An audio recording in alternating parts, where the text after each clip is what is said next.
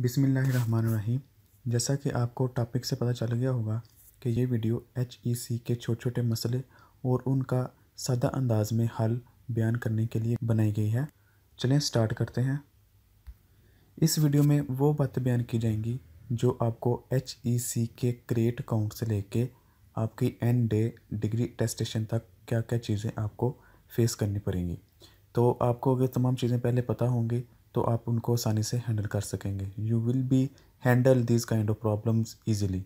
So let's start. First of all, you must have a valid email address and unconvertible mobile phone so that you can get SMS and email in your accounts. सबसे पहले आपके पास एक valid email address होना चाहिए और एक अनकन्वर्टेबल mobile phone होना चाहिए ताकि आपको वहाँ SMS और ईमेल आती रहे और आपके पास आपके हाथ में आपका आईडी कार्ड होना चाहिए ताकि उस नंबर पे आपने जब अकाउंट बनाना है तो उस नंबर को आप इजीली टाइप कर सकें। फिर उसके बाद आपके पास आपके चेहरे मुबारक की इमेज होनी चाहिए ताकि आप उसको प्रोफाइल इमेज में अपलोड कर सकें। उसके बाद आपके पास आपका इंटर का और मैट्रिक का रिज़ल्ट कार्ड होना चाहिए।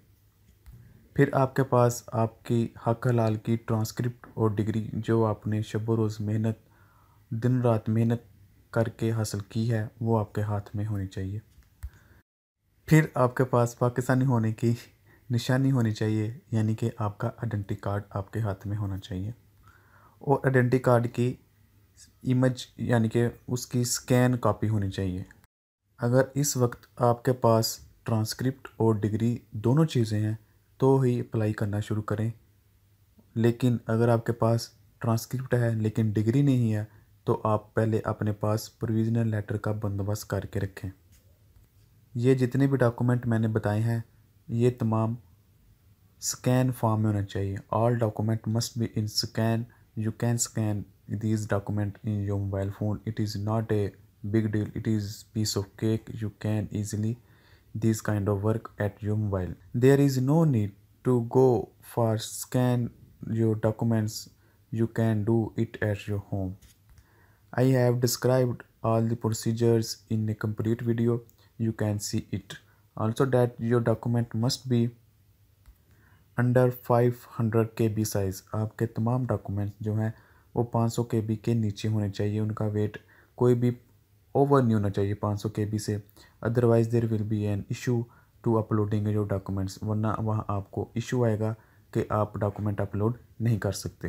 How to reduce your image and documents file size over 500 KB I have described in a complete video. You can watch it easily. जब आप अपने तमाम डॉक्यूमेंट्स और अपनी तमाम एजुकेशन वहाँ डाटा फिल कर चुके होंगे तो उसके बाद आप अपनी डेली ईमेल चेक करते रहें। You must check your email daily because किसी भी टाइम आपको ईमेल आ सकती है।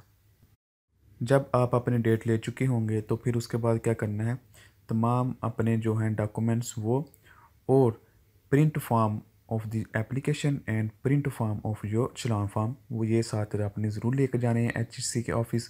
और उसके अलावा आपने अपने तमाम डॉक्यूमेंट्स की एक कॉपी एक्स्ट्रा सेट एक कॉपी ऑफ एक्स्ट्रा सेट ज़रूर साथ लेकर जाना है।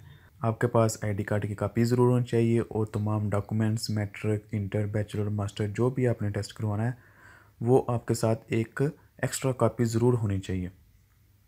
HEC वाले मैट्रिक और इंटर की टेस्टेशन नहीं करते लेकिन फिर भी आपके पास एक कॉपी एक्स्ट्रा मौजूद होनी चाहिए। फिर उसके लिए कितनी फ़ीस लगती है, वो fees will be charge 800 for original documents and 500 will B charge for copy of your documents. यानी कि 800 रुपया जो लगेगा वो आपका ओरिजिनल डॉक्यूमेंट्स का लगेगा यानी कि ओरिजिनल डिग्री को टेस्ट करवाने के लिए, और 500 लगेंगे उस ओरिजिनल डिग्री की कॉपी को टेस्ट करवाने के लिए। सेम यही सूरत हाल ट्रांसक्रिप्ट की है कि ओरिजिनल ट्रांसक्रिप्ट के लिए आपको 800 लगेंगे 800 और कॉपी के लिए 500 will be charged. These all prices are till no days. ये तमाम प्राइजेस आज के दिन तक लागू हैं, मे बी ये बाद में चेंज हो जाए। तो आज का दिन ये अप्रैल 2019 है और डेट अप्रैल की ये तकरीबन 25-26 के करीब है। Arrange all your documents in a beautiful file because it is your assets. तमाम डॉक्यूमेंट्स को एक अच्छी सी फाइल में तरतीब रखें क्योंकि ये आपका बेहतरीन असासा है। जो काम आपने ज़रूर करना है, जाते ही टेस्ट स्टेशन हॉल के अंदर, when you arrive test station hall must draw your token number with your entering your ID card number. जैसे ही आपने टेस्ट स्टेशन हॉल के अंदर एंटर होना है, वहाँ मशीन लगी होगी, तो वहाँ आपने अपना आईडी कार्ड नंबर एंटर करके एंटर का बटन ज़रूर दबा के आपने अपना टोकन नंबर बाहर निकालना है। अब इस प्रोसेस में मसले मसाइल तो ये होते हैं कि एक लोगों को पता नहीं होता कि फ़ाइल का साइज़ कैसे रिड्यूस करना है, वो भी मैंने डिस्क्राइब कर दिया है। दूसरा ये नहीं पता कि डॉक्यूमेंट कैसे स्कैन करने हैं, वो दुकान पे जाके भी करवा सकते हैं और अपने मोबाइल से भी कर सकते हैं, ये भी डिस्क्राइब कर दिया। उसके बाद कुछ लोग जब टेस्ट स्टेशन हॉल के अंदर एंटर होते हैं तो बगैर किसी से बात किए वहाँ चुप करके बैठ जाते हैं और देखते हैं कि क्या हो रहा है क्या नहीं हो रहा, क्योंकि वो इतनी दूर से आए होते हैं और थोड़ा अनकंफर्टेबल होते हैं। थोड़ी देर बैठते हैं, कंफर्टेबल होते हैं, तो फिर जाके वो किसी से बात करते हैं कि भाई यहाँ क्या प्रोसेस चल रहा है, कैसे ये बाड़ी आ रही है, क्योंकि उनको यही होता है कि आज हमारी अपॉइंटमेंट है तो हमारा नाम कॉल किया जाएगा। तो ऐसा नहीं होता। अब वहाँ जाएंगे तो पहले जाके टोकन नंबर लेंगे, तो फिर आपका टोकन नंबर कॉल होगा, आपका नाम भी कॉल नहीं होगा। कुछ लोग ऐसे भी देखे थे जो अपने एप्लीकेशन फॉर्म और चलान फॉर्म के प्रिंट साथ लेके नहीं आए थे।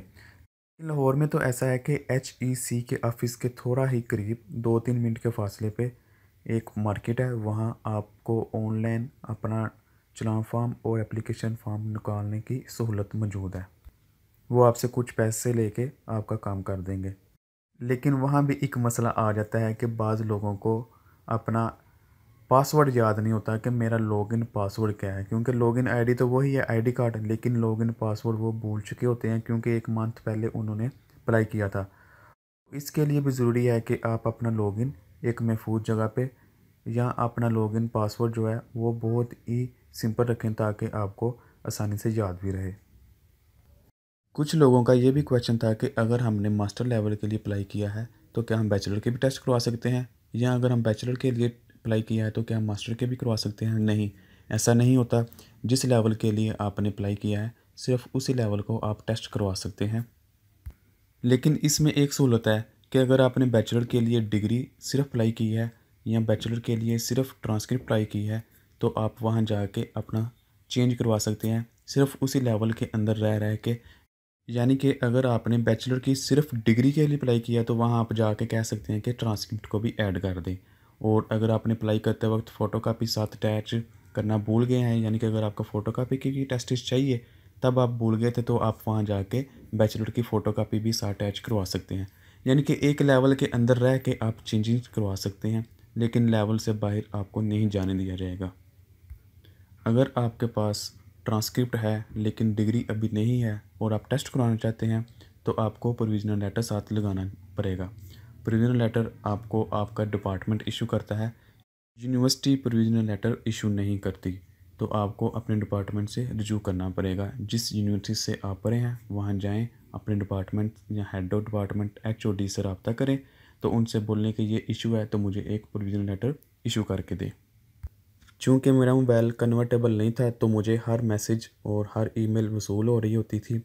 लेकिन अगर आपको SMS नहीं आ रहा तो मे भी आपका मोबाइल नंबर कन्वर्टेबल हो, दूसरे नेटवर्क पे कन्वर्ट हुआ हो। अगर आपको लगता है कि ये बातें आपके किसी काम आई हैं तो इसको लाइक कीजिए, इस वीडियो को शेयर कीजिए अपने दोस्तों के साथ, हो सकता है उनका भी कोई भला हो जाए।